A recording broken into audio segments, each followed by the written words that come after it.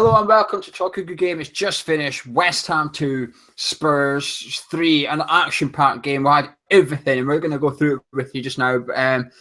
Tom, what do you make of the starting? I mean, when the starting 11 come out, were you happy? I was, to be honest. Looking at that team, I think without Lanzini, I think that's probably the best side that we could possibly field.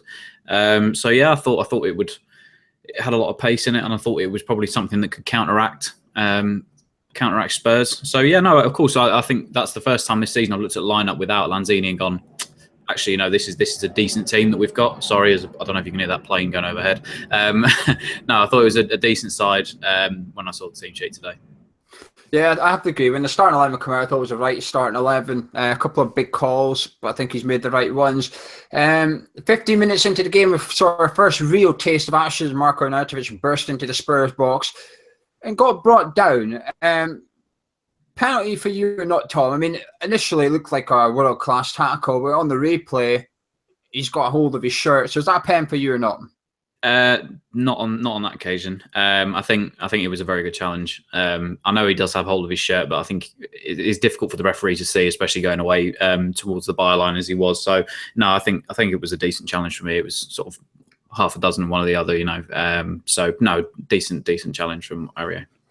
Agreed. And then the biggest talking point, biggest effect of the game, if you like, came into play in the 27th minute when Antonio went off injured. Bilic had, in my opinion, 3 people to choose from, and he chose the wrong one, which was he put on Andy Carroll. We'll talk about that in a minute, but up for the first half hour, Tom, up till that sub, were you impressed with how we were playing? 100%. We were the better team. I think we nullified every sort of weapon, if you want to know, that Spurs have. I thought Eriksen had a quiet game in the first 20 minutes. We'd kept, Ali on a leash, so to speak. Kane didn't really have too many sighters at goal. So yeah, I think the way that we played, obviously, Spurs are going to come out and command the possession from the off, but I thought we played really, really well. I thought we looked the better team for the first 25 minutes. And unfortunately, that substitution for Antonio has completely sort of turned the game on its head in a 5-minute span, So, no, I think the way that we played in those first 25 minutes, I think it's probably some of the best football we've seen probably from us this season. I have to agree with that. I thought we were fantastic. I thought they were looking rattled in a couple of positions as well. I thought some of our players, Marko Arnautovic was up for it, Noble was up for it, Hernandez was up for it. I thought we were looking good. Reed was blinding at the back in that first half hour. Font was looking as good as he's been. But it all changed with this sub. For you who don't know, Antonio went down injured. He did have a late fitness test either today or it might have been yesterday, but he certainly had a late fitness test with his groin. He's gone off injured. Carroll, come on. How wrong has he got this, Tom? How wrong has Bilic got this sub? Well, I don't know how wrong it's gone. It's completely changed the game to a point where we've lost out today. So I think the sub to make at the time is probably bring Ayew on. He's trying to go like for like in a way. Because again, we've seen from the last few games, it does force Hernandez out wide, and he just can't get in the game as much. And Carroll was sloppy when he came on. So I think that the sub today was to bring Ayew on. And unfortunately, it's backfired and it's cost us 2 goals within 5 minutes of him coming on. I think the other option he could have done is Sacco. He might not be the fans' favourite person right now, but he can run the channel. We know he can run the channel. Antonio wasn't having that much defensive responsibilities to do, so you could have put Sacco on there. I think he had 3 options, and we've mentioned all 3 names. I think he's picked the wrong one completely. But it's affected us because at 1-0, Andy Carroll gets the ball under pressure, goes backwards for about 10 yards facing his own goal, plays an absolute hospital pass to Kouyate, who moves out the way, falls to Eriksen, and a good counter-attack you'll see this season. Pass two touches each player, bang, Kane's header in the back of the net. I mean, this just sums up West Ham this season. Well, even last season, Tom, doesn't it? Just you're playing all right, then some of the individual errors. Who do you blame for this? Carroll, Kouyate, or are they both responsible? I think it's Carroll, isn't it? Sure. I mean, they're both responsible, but the initial issue starts with Carroll. I don't know why he's turned and immediately passed, directly into the path of a Spurs player. It's simple stuff. He shouldn't have, should have looked up before passing. He's just expecting someone to be there and they're not. And unfortunately, at that point, we're hit on the break and Spurs coming forward. No qualms to that. The way that Spurs play on the counter attack and going forward at times, especially with that 3 at the back formation they play, and they get the wing backs forward. They are very, very quick, and like you said, it's probably one of the best counter attacks you'll see all season. They're unstoppable at that point, and you've got our defence are on the back foot, and it's easy for Kane to run through. So the initial fault lies with Carroll, and at that point it's almost too. We can't react quick enough, and like I said, they're caught on the back foot, and you expect someone like Ali and Kane's prowess to capitalise on that. So like I said, the original fault lies at Carroll for the misplaced pass and not looking up properly. The pass was horrendous. Carroll was under pressure. He moved about 10 yards with the ball with 3 players behind him or something. He had no options. He should have just put it out for a throw-in and just booted it into the crowd and turned around to the rest of his team and said, "Where are you? Why not helping me? Let's get back in." But he doesn't. He takes a gamble. You should not be taking a gamble in your own third, especially when you're facing your own goal. And the worst pass ever to Kouyate is waist height for him. But Kouyate literally jumps out the way. He literally jumps out the way and he falls to... Kouyate's taking... The 2 players there took a gamble, unnecessary risks, and we got punished for it. You can't make errors and you can't take gambles in your own third against... any Premier League team these days, but especially against teams like that with that attacking quality. 4 minutes later, bang, 2-0, more poor defending. Again, would you say this sort of lies at Carroll plus other players? Well, I think it's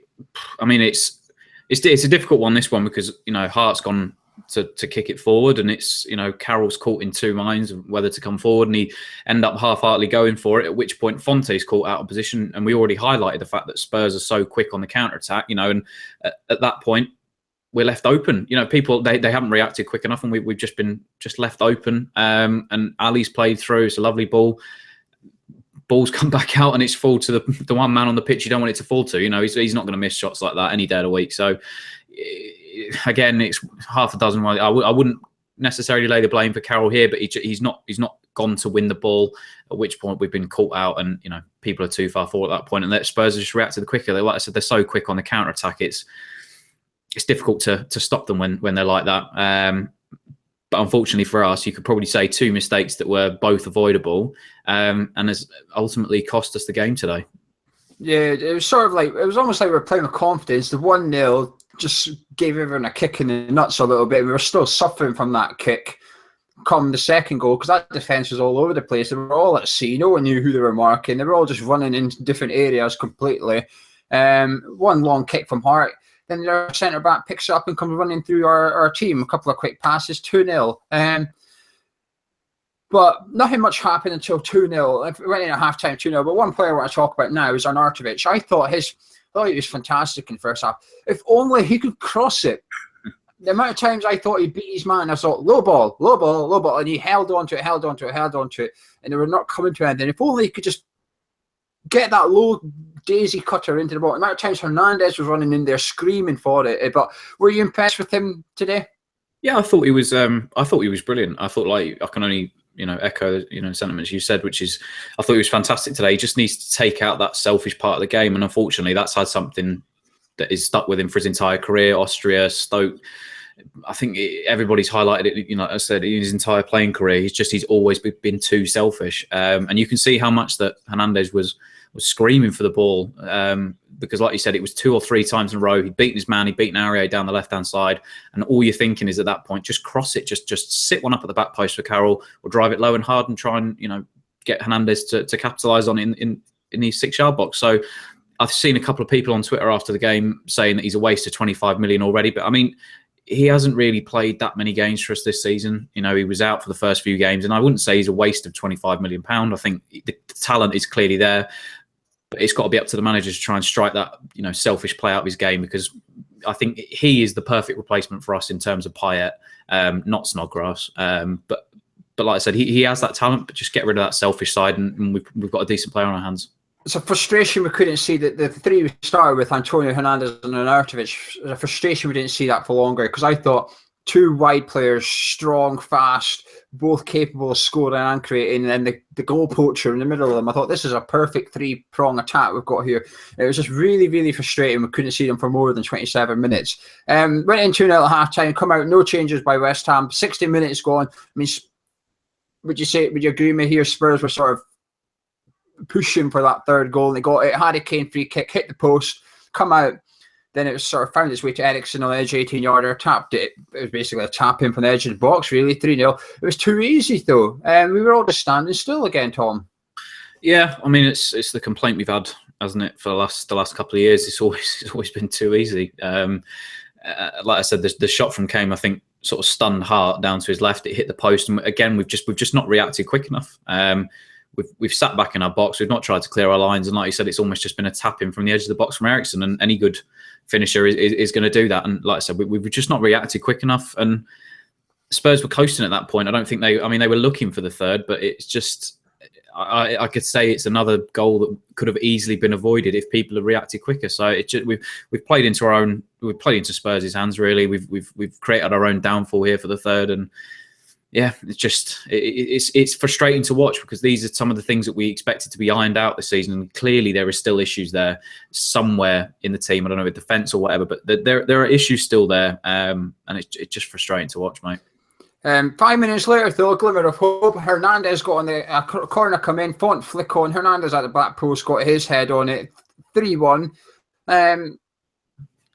Did you think we were back in the game at this point, or do you think it was? I mean, if I could be wrong, I think this might have been our second shot a goal. It took us. We scored our first shot in I think the 8th or 9th minute, and I think this was actually our second shot a goal. It took another hour until we had another shot.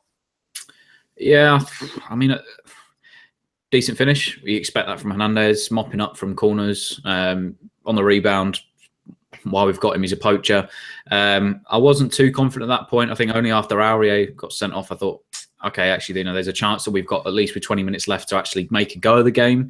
But I wasn't confident at that point. I think the thing with Spurs is that they're so comfortable playing in that system that they have with 3 at the back. And, the 2 wing backs, and they defend with such a high line. They're always pressing you and they're always closing you down.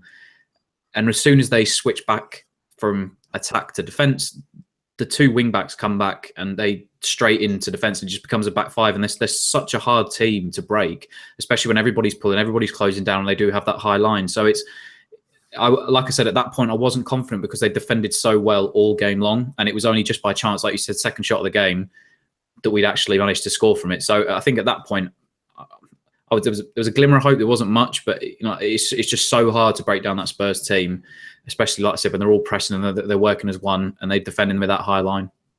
After that goal, Marko Arnautovic left the field and was replaced by Andre Ayew. And then in the 69th minute, as Tom just alluded to, there was a red card. I mean, this red card was coming from quite early on, wasn't it? It was within the first 10 minutes. I think Alan Creswell went past him. He stuck his arm out and brought him down. Then he went in on Kouyate. I mean, you could sense this red card was coming. Yeah, it's just, I mean, it's with someone like him, you have, I guess, a project. I think everybody said if Pochettino could sort out his temperament, he'd be a decent player. But the thing is, he's always had that poor temperament wherever he's gone. With PSG especially, he's always had that nasty streak in him, or just he doesn't think. It's like he doesn't process the fact that the referee's watching him after making 2 or 3 silly challenges. And I think for me personally, if I was Spurs, I'd be playing Trippier every single day of the week at right back, because it's clear to see his mindset. I don't know what it is. You're 3-1 up. You're in the game. You pretty much won it. You just have to defend well for those last 20 minutes. And he's just made such a rash challenge. It's not even like he's tried to hide it. It was just a silly challenge. And he's potentially, I'll tell you, it was close, but he nearly cost his team, the full 3 points. So it's just, like I said, this is something that's happened his entire career, and it's just a stupid challenge. And I don't know why he's gone in for it. And I'm sure that the Spurs fans will be quick to see or quick to turn on him if his temperament carries on like that. I find it a bit frustration we didn't target him a bit more in the first half and early second half, because he was getting beat quite a lot by Arnautovic. And I thought if we could just keep giving Arnautovic the ball and saying, run at him, just keep running at him, because you will get a booking, which he eventually did. And he was beating him quite a lot. And yes, he did a world-class tackle on him at the box, but until that was a recovery challenge. And Arnautovic had already gone past him once, so you sort of had to get back in there.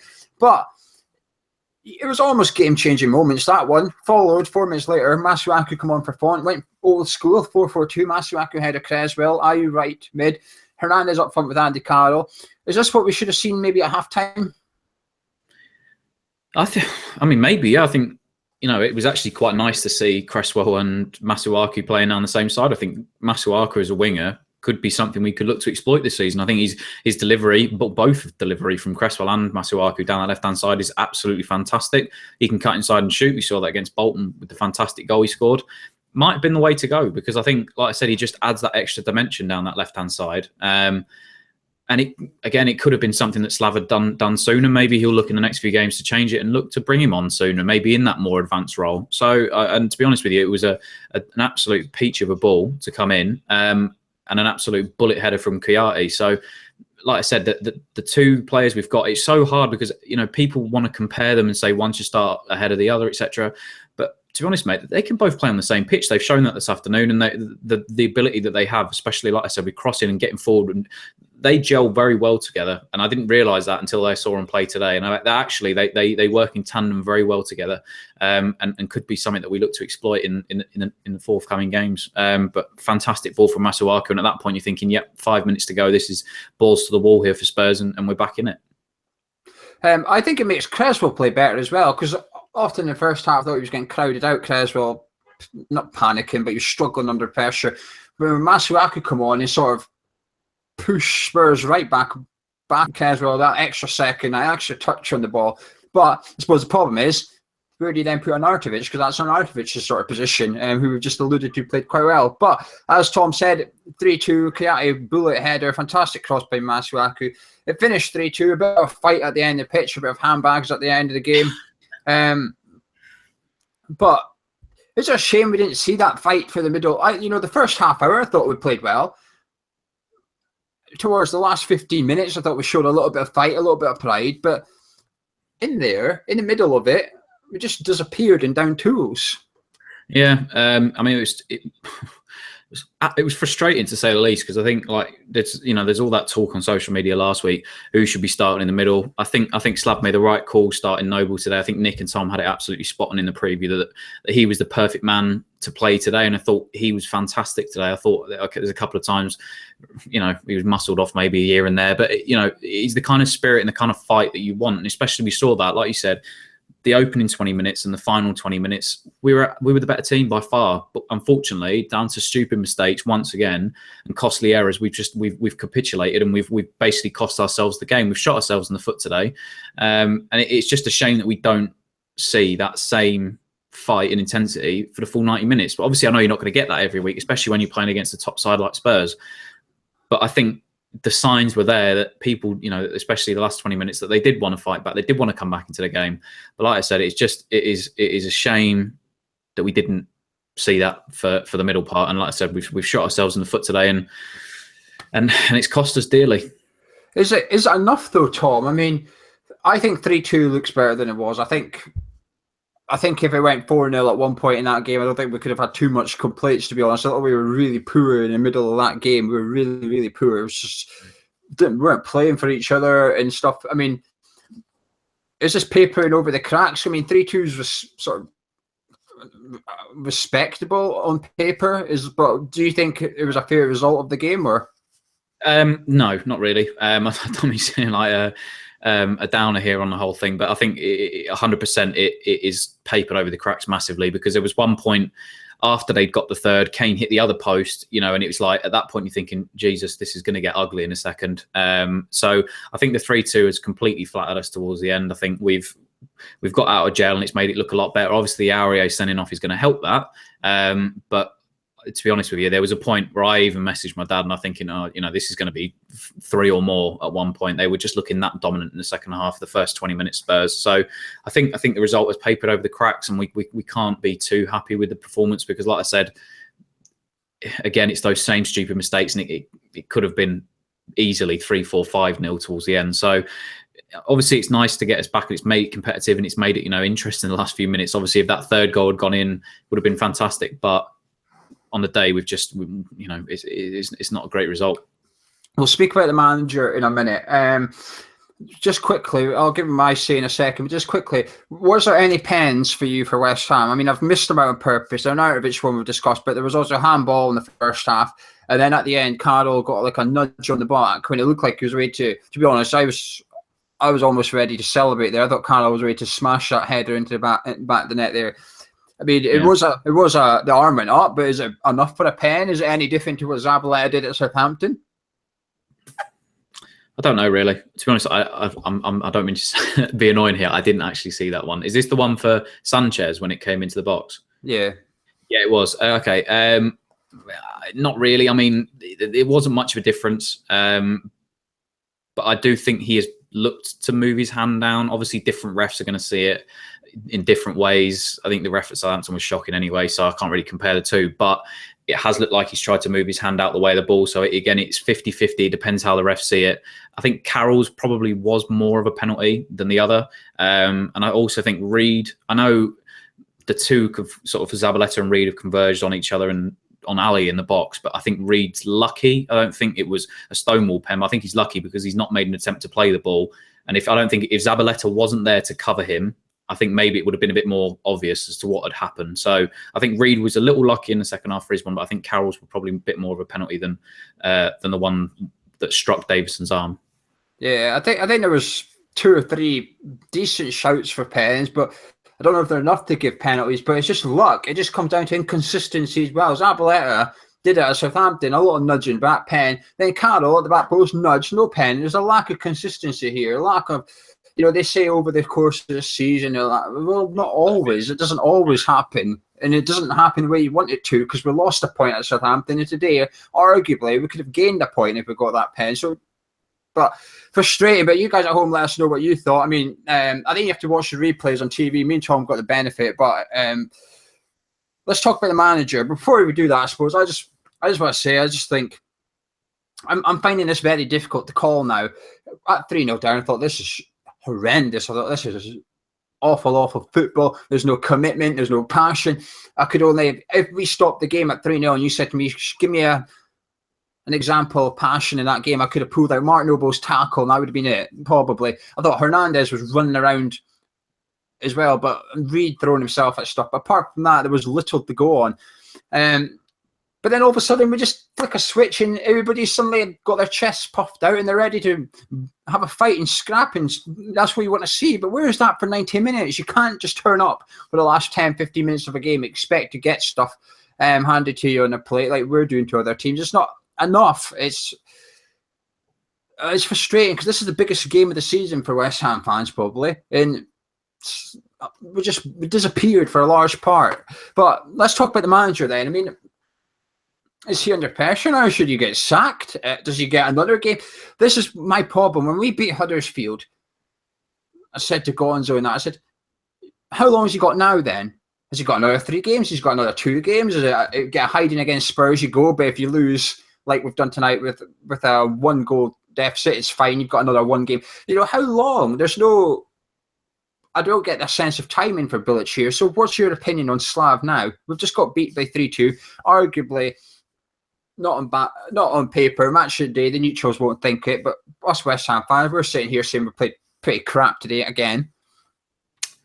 I mean, don't get me wrong, mate. He's still up shit creek because it's, that obviously, like we said, it's papered over the cracks today for the result. But I think it's the next 4 games. I think are the telling games. I think what we got, Swansea, Burnley, we've got Brighton, so and then Palace. And then Palace. So realistically, we have to be looking at, other than maybe Burnley away, we've got to be looking at 9-10 points from these next few games. This is the bread and butter games to save Slaven Bilic's job. And I think if he's either drawing these games or putting in mediocre performances or even losing these games, I don't see him lasting. These are his bread and butter games. We earmarked it since the first few weeks of the season. We knew it was going to be tough playing some of the bigger teams this season.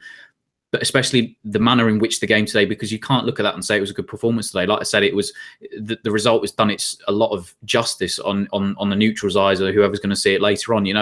We were shocking today at points, like you said. So I think these next few games, bread and butter games, and it's going to test his resolve and it's going to. But the thing is that other teams, and they did this last season. When we had a poor start last season, teams came into London Stadium. They knew we were pressure. They were feeling off of the animosity that was in the stands. And they capitalised on that. And we had some shocking performances at home last year. And I think some of the teams are going to sense that next week. They know that his job's going to be on the line in the next couple of weeks. So it's not going to be easy for Slav. In no way is it going to be easy for Slav. So, but to be honest with you, the team that we have and the way that we can perform, we did see that in the last 20 minutes, and we saw it the other week against Huddersfield. We have to be looking, mate, at easily 10 points in the net. And I'm not just saying that just because, like, well, you know, they're lesser oppositions, but the money we've spent and the players that we have now and the team that we have, you have to say we have to be winning the games in the next few weeks. And if he doesn't, unfortunately, I think and that really will be curtain closed for Slav. So just quickly answer. Tonight, tomorrow, you wouldn't sack Slav. Not today. I think, although it's not been a great performance, you know, it's last week at West Brom was quite boring on the eye. You know, we didn't look good going forward. We were just to be honest, it was a shocking game of football last week. This week, not much better. But I think, like we said, if I don't think you can sack him after a Spurs game. I think it's always going to be tough. I know people disagree. People want to see him now gone before we play these next few games. But this is such a crucial point of the season, the next few games, and I think if we can get past that, maybe we will be okay. Like I said, I think they got rid of De Boer too early. I just think that these next couple of weeks for us are a crucial point, and I just wouldn't like to see it all go to pot. Do you know what I mean? I wouldn't like to see dysfunctional in amongst the team and people. You know, just over the next couple of weeks, especially with these crucial games. Fair enough if he doesn't win these next few games, he has to go. I think he has to go at that point. But I just think this is such a crucial point in our season. It could be a turning point one way or another. I just don't want to see that dysfunction in the team, in the dressing room in the next few weeks whilst that's all going on. I'm trying to be positive in that respect. And I am all for Slav. I love him to bits, but he needs to get the wins in the next couple of weeks. Otherwise, he's got to go, mate. At 3-0, I thought that was it. At 3-0, I thought, Christ, mate, yeah, this is you. At the end of the day, your sub, Carroll, it's cost you here. You set up the team right. We were looking good, and you've ballsed it up by doing the wrong sub. I thought this sub is going to cost you. Funny enough, like at Huddersfield, when he took Hernandez off IU, I thought we'll lose now. That sub's going to cost you. This sub could cost him. But I think the other sub, put Masuaku on, then suddenly getting another goal back might just save him for another week. We've got 2 games now, Swansea and Burnley. We've got Swansea, then an international break. So there's a period where Sullivan might decide to chop his head off if he doesn't win against Swansea. For me, I'd give it to Swansea. Yeah. But, you know, he could argue. I didn't actually realise the international break was so close together. Yeah. He's got an argument that he's not been able to field his best team yet with Lanzini, who might be back for Swansea. I mean, I thought we were looking good for the first half hour. So if Antonio was fit, who knows how we would have went out? Who knows how we would have went today? But the problem is we've seen errors again, individual mistakes again, and it's frustrating. I'm now starting to lose the will to argument with people that want Bilic out. You know, it's becoming difficult to argue with them as well. But just final then, what's your final thoughts and who played well for you today? Don't give me a man match yet, although I think I know who you'll give it to. Give us some positives. Find some positivity, Tom. Find some positives. I thought Mark Noble was exceptional today. Anybody calling for his head needs to rewatch that game. I know that we lost, but I think everybody that called for him to start today was completely right, 100%. I thought he showed that fight and desire to want to win the game. I thought Reed was absolutely fantastic. I thought he was brilliant from the word go. Even Fonte is on a run of a few good games, surprisingly for us. He's doing well the last few games. And I think Masuaku and Cresswell, both down that left-hand side, I thought they were brilliant as well. So, I mean, there was a couple of positives to take, I guess, from some of the performances, but you know, overall as a team, like we said, you know, we've earmarked in the last 20 minutes, individual errors have cost us today. I have to agree with that. I don't think anyone played horrendously poor. That's the thing. It just as a team, we were horrendously poor. I thought Kouyate, if Kouyate hadn't scored, I'd have probably said he was horrendously poor at some parts today. But I don't know. We're missing a little bit of magic, a little bit of sprinkle of stardust. There's none of it there. Even when we've got the ball, even when we've got the ball, you're just looking. You're not really seeing much. I mean, at the end, when we did look like we were getting back into it, it was simply because we were just pumping the ball in the box. I mean, it's maybe you could become manager and come up with that tactics, mate. You know, it's not exactly like he's not come up with a brilliant plan, but it's just frustrating. But I thought Arnautovic looked good. I thought Hernandez looked good up front on his own. There's been a big question: can he play up front on his own? Well, tonight, going by today, I don't think he played bad when he was up there on his own. So I hope Antonio's fit for Swansea and he sticks with the same starting 11. I just hope this doesn't mean Carroll's back in, because we've been waiting for it for a while to see him start without Carroll. He finally did it today. I just hope we don't revert back as quickly. But we'll see. It's a big game at Swansea now. But who's before I get your man match?